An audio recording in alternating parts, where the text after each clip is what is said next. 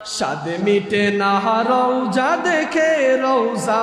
দেখে রওজা দেখে সাদে মিটে না রওজা দেখে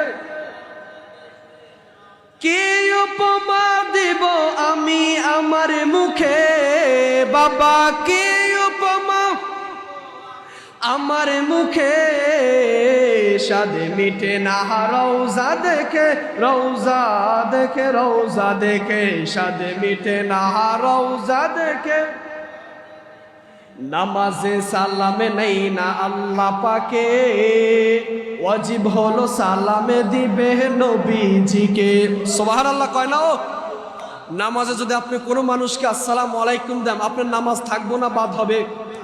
বাদ হয়ে যাবে আর আল্লাহ বলে নবীকে সালাম না দিলে তোমার নামাজে হবে না আওয়াজ করে বলে সুবহানাল্লাহ বলেন নামাজে সালামে নেই না আল্লাহ পাকে ওয়াজিব হলো সালামে দিবে নবীজিকে ওই নবীকে ভালোবাসলে থাকিবি সুখে বাবা ওই নবীকে ও সাদে মিঠে না রওজা দেখে রওজা দেখে রওজা দেখে সাদে মিঠে না রওজা দেখে রওজা দেখে কি উপমা দেব আমি আমার মুখে বাবা কি উপমা আমার মুখে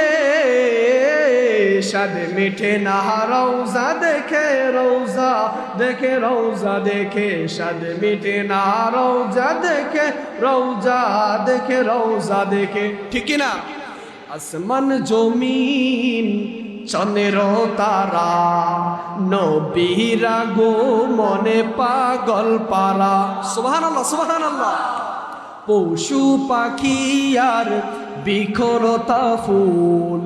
নবীরা গো মনে হয়েছে ব্যাকুল সারা দুনিয়া মেতে উঠেছে ফুলকলিরা সুর সুর তুলেছে ইয়া